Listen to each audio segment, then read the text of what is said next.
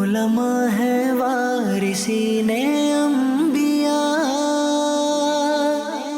دامن ان کا سب آؤ تھام لیں، یہ بانٹتے ہیں علم کی میراث، جنت کے ان سے آؤ دام لیں۔ الحمدللہ رب العالمین والصلاة والسلام علی سید المرسلین، اما بعد فاعوذ باللہ من الشیطان الرجیم، بسم اللہ الرحمن الرحیم۔ الصلاة والسلام علیک یا رسول اللہ وعلی آلک واصحابک یا حبیب اللہ، الصلاة والسلام علیک یا نبی اللہ وعلی آلک واصحابک یا نور اللہ۔ مدنی چینل کے ناظرین، مدنی چینل کا پروگرام ہے وارثین انبیاء۔ اس پروگرام میں ہم علماء اسلام کی دینی خدمات، ان کی سیرت اور ان کے حالات زندگی کو جاننے سمجھنے اور اس سے بہت کچھ سیکھنے کی سعادت پاتے ہیں۔ اعلیٰ حضرت امام اہل سنت مجدد اعظم امام احمد رضا خان علیہ رحمت الرحمن کی اگر بات کی جائے تو آپ علم کے گویا کے کوہ ہمالیہ ہیں۔ اعلیٰ حضرت امام اہل سنت کا جو علمی اور تحقیقی کام ہے بالخصوص برے صغیر کے علماء اس سے واقف ہیں، اور 100 سال کا عرصہ گزر جانے کے باوجود آج تک امام احمد رضا خان رحمۃ اللہ تعالی علیہ کی تحریرات، آپ کے ارشادات، آپ کے فتاوی، آپ کی تصانیف اور بالخصوص آپ کا تحریر کردہ ترجمہ قرآن کنز الایمان اپنی برکتیں لٹا رہا ہے۔ مسلمان اعلیٰ حضرت امام علیہ سنت کے کلام کو پڑھ پڑھ کے اپنے عقیدے کی حفاظت کرتے ہیں اور درست انداز میں قرآن و حدیث کے مفہوم کو سمجھنے کی کوشش کرتے ہیں۔ بالخصوص اعلیٰ حضرت امام علیہ سنت کا جو ترجمہ کنز الایمان ہے، یہ انتہائی شاندار، لاجواب اور قرآن مجید کی مختصر اور مدلل تفسیر ہے۔ مدنی چینل کے ناظرین، کنز الایمان ویسے تو ترجمے کے طور پر معروف ہے، لیکن اس ترجمے میں اعلیٰ حضرت امام علیہ سنت نے جو کلمات ذکر کیے، یعنی آیات کا ترجمہ کرتے وقت اردو کے جن الفاظ کا استعمال فرمایا ہے، وہ اتنے اچھوتے اور اتنے نایاب ہیں کہ ان الفاظ کو سن کر ہی قرآن مجید کی آیات کے کئی مفاہیم پڑھنے والے پر واضح ہو جاتے ہیں۔ اس کی درجنوں مثالیں موجود ہیں۔ علماء اسلام نے، محققین نے اس موضوع پر باقاعدہ کئی کتابیں تحریر کی ہیں، تھیسز لکھے گئے، مقالہ جات لکھے گئے، آرٹیکلز لکھے گئے کہ اعلیٰ حضرت امام علیہ سنت کے تحریر کردہ ترجمہ کنز الایمان کے کیا محاسن ہیں، اس کی خوبیاں کیا ہیں، اور اردو زبان کے دیگر قرآنی تراجم پر اس کو کس طرح برتری حاصل ہے۔ امام علیہ سنت اعلیٰ حضرت کی عظمت و شان یہ ہے کہ کلام اعلیٰ حضرت نے کیا ظاہر حقائق کو، کلام اعلیٰ حضرت نے کیا ظاہر حقائق کو، ہمیں کام آئی ہے محنت امام احمد رضا خان کی،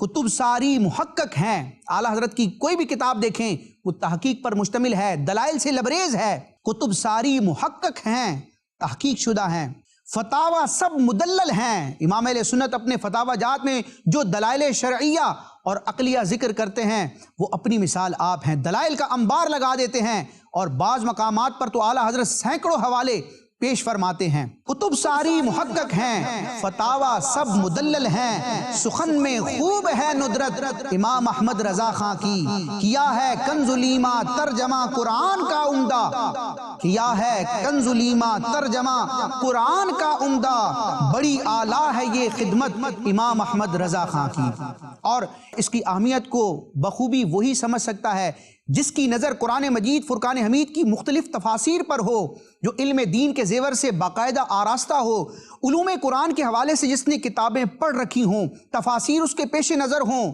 ان تمام علوم اور تفاسیر کو جاننے والا جب قرآن مجید برہان رشید کے تحریر کردہ اردو دیگر تراجم کو دیکھتا ہے اور پھر اعلیٰ حضرت امام علیہ سنت کے تحریر کردہ اس ترجمہ کنز الایمان کو دیکھتا ہے تو اس کو اندازہ ہوتا ہے کہ اعلیٰ حضرت امام علیہ سنت کا یہ ترجمہ تمام اردو زبان کے ترجموں پر فوقیت رکھتا ہے۔ اس کی کئی مثالیں پیش کی جا سکتی ہیں۔ اپنے اس پروگرام میں ہم چند قرآن مجید کے مقامات کو دیکھتے ہیں کہ اعلیٰ حضرت امام علیہ سنت نے کس خوبصورتی کے ساتھ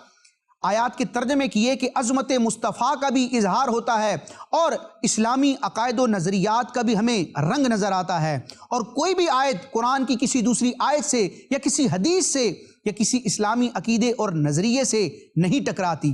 چنانچہ اعلیٰ حضرت امام اہل سنت کا کنزُ الایمان اگرچہ بظاہر قرآن مجید برہان رشید کا لفظی بامحاورہ یا تحت اللفظ ترجمہ ہے، لیکن اگر اس کے مضامین کو دیکھا جائے، مختلف مقامات کو دیکھا جائے تو ایسے 20 مقامات ہیں جہاں پر اعلیٰ حضرت نے قرآن مجید کے تفسیری ترجمے کیے ہیں، یعنی قرآن مجید کے کلمات کے جو معانی ہیں، جو مطالب ہیں، جو میننگز ہیں، جو مراد الہی ہے، جس کو مفسرین کرام دلائل شرعیہ کی روشنی میں تفسیر کی کتابوں میں ذکر کرتے ہیں، اعلیٰ حضرت امام اہل سنت چند الفاظ کو استعمال کر کے ترجمے میں ان مفاہیم کو ذکر کر دیتے ہیں۔ جیسے کہ سورہ نجم کی ابتدائی آیت مبارکہ ہے، رب تبارک و تعالی ارشاد فرماتا ہے وَالنَّجْمِ اِذَا هَوَىٰ۔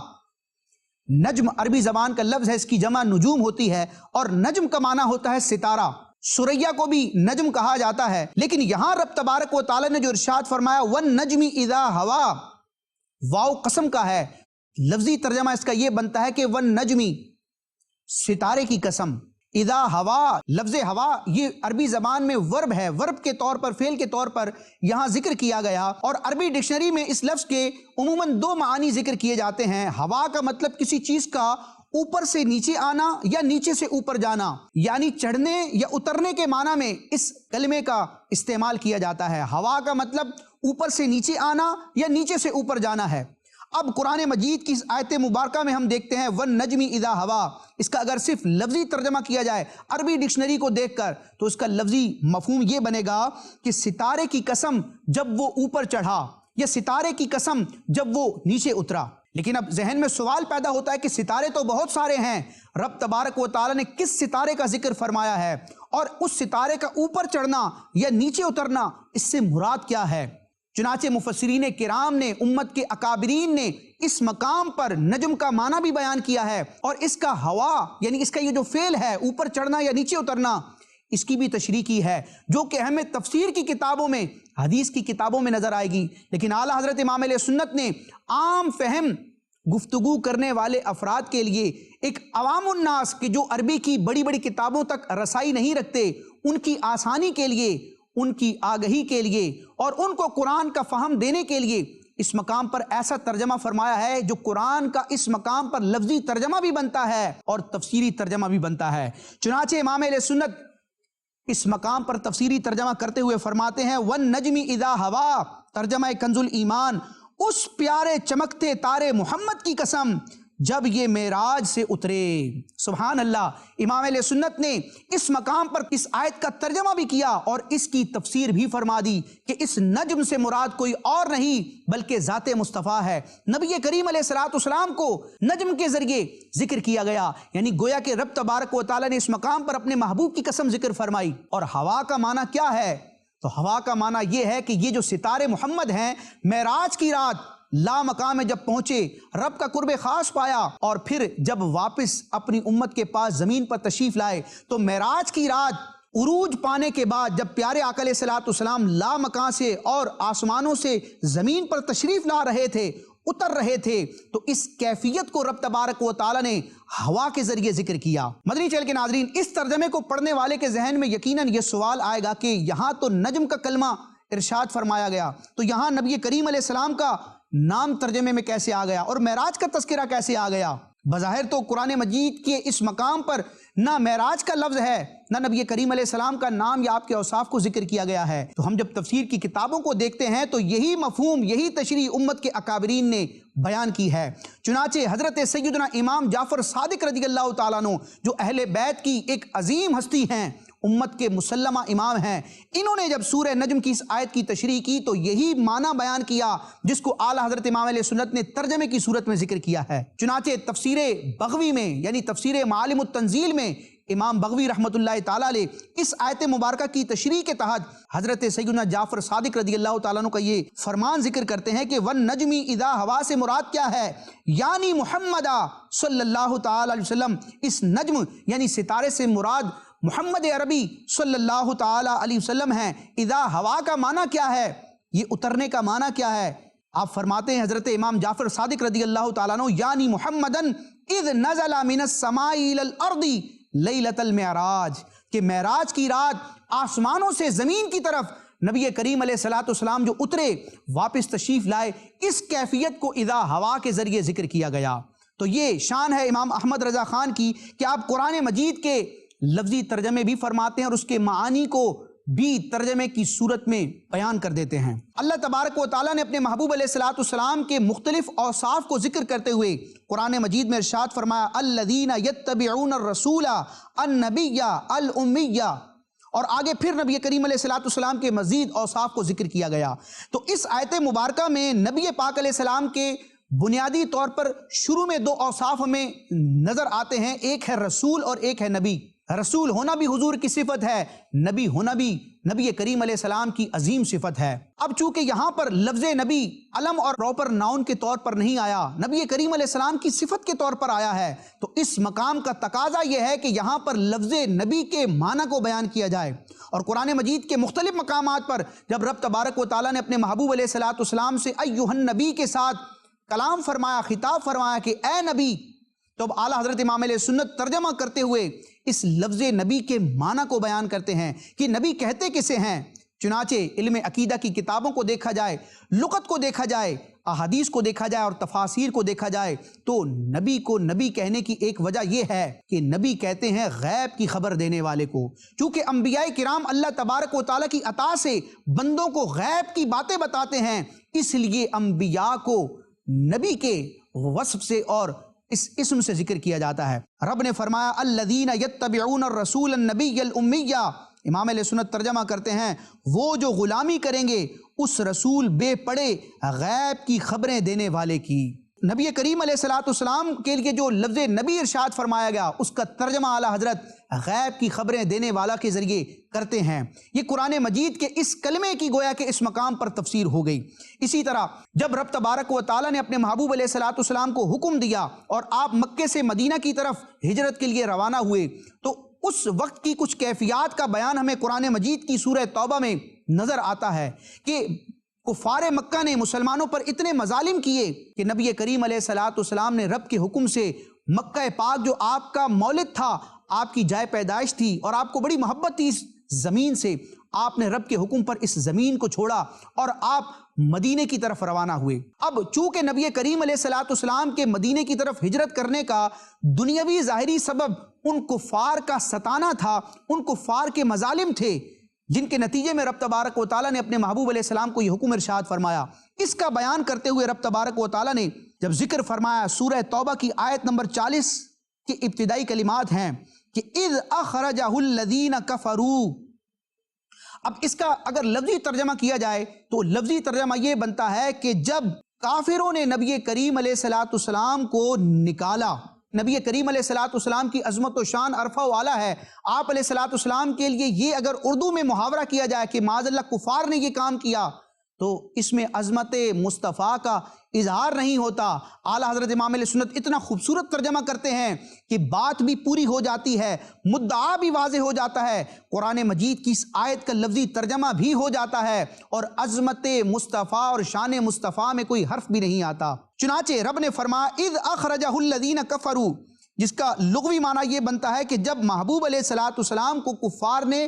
مکے سے معاذ اللہ نکالا۔ اعلیٰ حضرت امام علیہ سنت ترجمہ کنز الایمان میں اس کی تشریح کرتے ہیں کہ جب کافروں کی شرارت سے انہیں باہر تشریف لے جانا ہوا۔ سبحان اللہ، کتنا خوبصورت ترجمہ ہے۔ کہاں یہ ترجمہ کہ کفار نے نبی کریم علیہ الصلوۃ والسلام کو معاذ اللہ مکے سے نکالا، اور کہاں یہ خوبصورت عمدہ اور عشق اور عظمت مصطفیٰ سے لبریز ترجمہ جب کافروں کی شرارت سے انہیں یعنی میرے محبوب علیہ الصلوۃ والسلام کو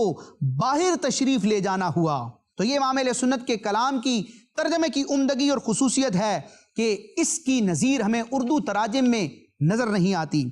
اعلیٰ حضرت امام علیہ سنت قرآن مجید کی آیات کی تفسیری ترجمے فرماتے ہیں، اس کی درجنوں بلکہ 20 مثالیں کنز الایمان کے مختلف مقامات میں ہمیں نظر آتی ہیں۔ چنانچہ سورہ حدید کی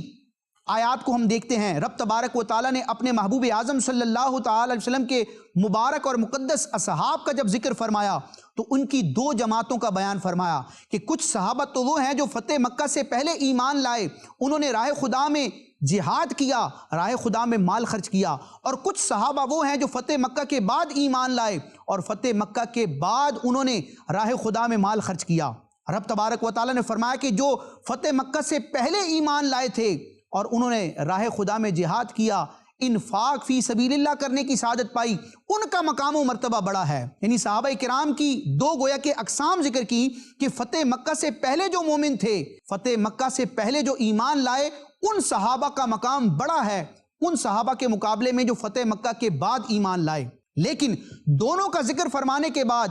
فتح مکہ سے پہلے والوں کو برتری اور فضیلت اور افضلیت بخشنے کے بعد رب تبارک و تعالیٰ نے ان دونوں جماعتوں سے، خواہ فتح مکہ سے پہلے کے صحابہ ہوں یا فتح مکہ کے بعد ایمان لانے والے صحابہ ہوں، دونوں سے رب تبارک و تعالیٰ نے وعدہ کرتے ہوئے ارشاد فرمایا وَكُلًّا وَعَدَ اللَّهُ الْحُسْنَى۔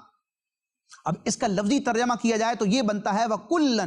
اور ان تمام افراد سے، فتح مکہ سے پہلے والے ہوں یا بعد والے ہوں، ان تمام صحابہ سے وعد اللہ، اللہ نے وعدہ کر لیا الحسنہ، بھلائی کا۔ حسنہ عربی زبان کا کلمہ ہے اور حسنہ کا لغوی اور عربی ڈکشنری میں معنی ہوتا ہے بھلائی۔ اب یہاں لفظی ترجمہ کرنے والے یہی کرتے ہیں کہ اور اللہ نے ان تمام صحابہ سے بھلائی کا ارادہ فرما لیا۔ اب یہ بھلائی کون سی ہے جس کا ارادہ ان سے فرمایا گیا؟ چنانچہ ہم جب قرآن کی تفاسیر کو دیکھتے ہیں تو قرآن کی مستند اور معتبر اور اوتھینٹک تفاسیر میں مفسرین نے، امت کے ائمہ اور اکابرین نے اس مقام پر حسنہ کی تشریح اور تفسیر جنت سے کی ہے کہ اس مقام پر حسنہ سے مراد جنت ہے۔ چنانچہ تفسیر جلالین جو کہ درس نظامی کے سلیبس میں شامل ہے، یعنی عالم کورس جو مروجہ ہمارے دور میں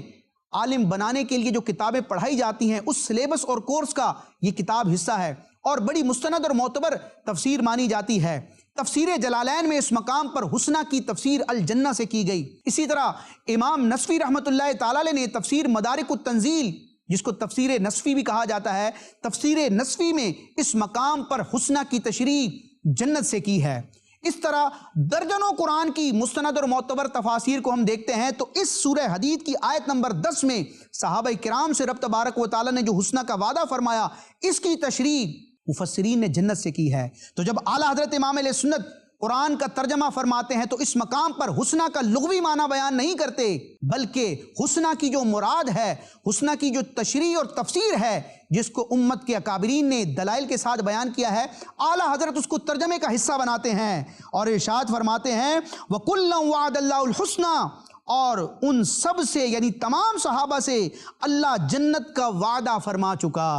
اعلیٰ حضرت امام علیہ سنت اپنے مشہور زمانہ سلام میں بھی گویا کہ اس آیت مبارکہ کی طرف اشارہ کرتے ہوئے اور صحابہ کرام کی عظمت و شان، ان کے اوصاف بیان کرتے ہوئے اور صحابہ کرام کے حوالے سے اسلامی عقیدے اور نظریے کو بیان کرتے ہوئے فرماتے ہیں مومنی پیش فتح و پس فتح سب، اہل خیر و عدالت پہ لاکھوں سلام۔ یعنی فتح مکہ سے پہلے کے مومنین ہوں یا فتح مکہ کے بعد کے مومنین ہوں، تمام ہی صحابہ اہل خیر ہیں، اہل عدالت ہیں، یعنی عادل ہیں، پارساں ہیں، مستند، معتبر اور دین میں ایک اہمیت کے حامل ہیں، دین میں گویا کہ حجت کی حیثیت رکھتے ہیں۔ تو اعلیٰ حضرت امام علیہ سنت نے اس مقام پر حسنہ کی تشریح جنت سے کر کے گویا کہ